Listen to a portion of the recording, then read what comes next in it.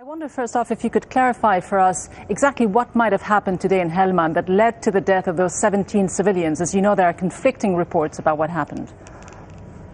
I cannot add to what your reporter already reported. There aren't more clarity on the circumstances and how it happened, but unfortunately the number which has been told is confirmed now, all civilians. But what were the reasons and circumstances behind and around it, we don't know more than what has been already reported. So despite the lack of clarity on this incident specifically, what is clear is that the violence has been continuing in Afghanistan, in different parts of Afghanistan. Obviously, the government isn't able to control the situation. Who do you blame? You're in the opposition. Do you blame the government for this? Or is NATO's continued presence also helping inflame the situation and not helping improve the life of ordinary Afghans?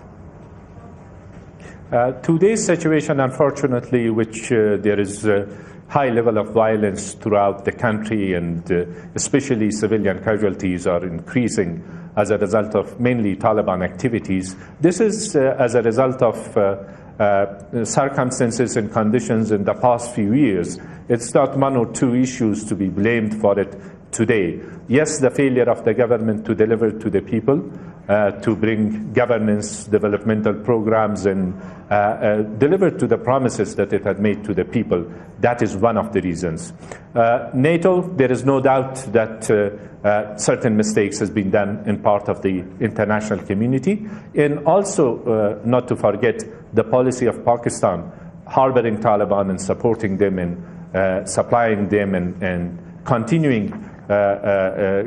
continued support for the Taliban. That's one of the main factors. But I will put the internal factor, national factor, the absence of good governance, and also the absence of a vision.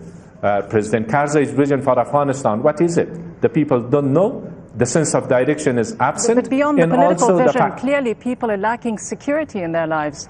NATO forces have been there since 2001, yet the death toll among civilians is on the increase, according to the United Nations. In fact, 14,000 dead since 2007, as we just said. Is NATO and NATO's presence part of the solution of the problem?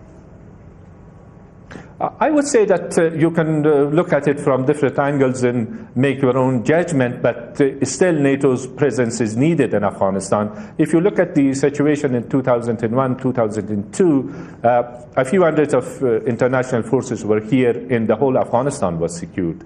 And then, of course, missteps by the international community, the attention from Afghanistan was shifted to Iraq. Within Afghanistan, President Karzai failed to maintain the consensus which was there behind the process. In Pakistan's double game altogether, all these three factors. And on top of this, the fact that Taliban's engagement is not in order to be part of a power-sharing government or anything as such, but to dismantle. And the growing gap between the people in the government of Afghanistan, and the mistrust between the government of Afghanistan and the international community and the people of Afghanistan with both of them. These are all reasons for what we are witnessing today. And clearly some on the ground are using all of these factors to continue to fight the government, to continue to fight this foreign military presence on Afghan soil. If the government can get the situation under control with the help of 130,000 international troops, how can it manage to provide security to Afghans after all these years? Might it be the time perhaps to begin some kind of proper discussion with the Taliban, to form some kind of coalition with them? First of all, I take it from the issue of coalition and talking to the Taliban. The door for the talks has to be opened and wide open. I have no doubt about it. But the issue is not like Taliban fighting, as I mentioned earlier, in order to participate in the government and have a power sharing.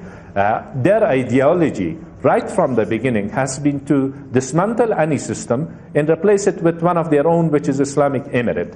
That's a harsh factor. But what do you say to those who argue that the Taliban, despite their human rights record and abuses, were able to provide security for Afghans? That was like security in graveyard. if that one could be called security, so the Taliban, Al-Qaeda, all of them are capable of bringing security. But my point is that why I rate the failure of the government as the number one factor, these are like at the beginning when the support of the people were there behind the process, Taliban were wiped out and most of them had joined peaceful life.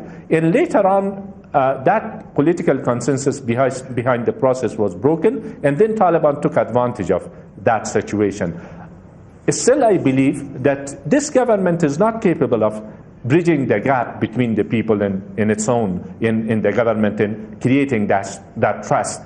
Saving the political process and having a regime or a government which is representative of the people as a result of free and fair election, and having the support of the people behind the process, that's the only way forward. What is missing is the people of Afghanistan. You are talking about NATO, you are talking about the government of Afghanistan, but these events are taking place in the absence of the main factor, the main beneficiaries or the main victims, which are the people of Afghanistan.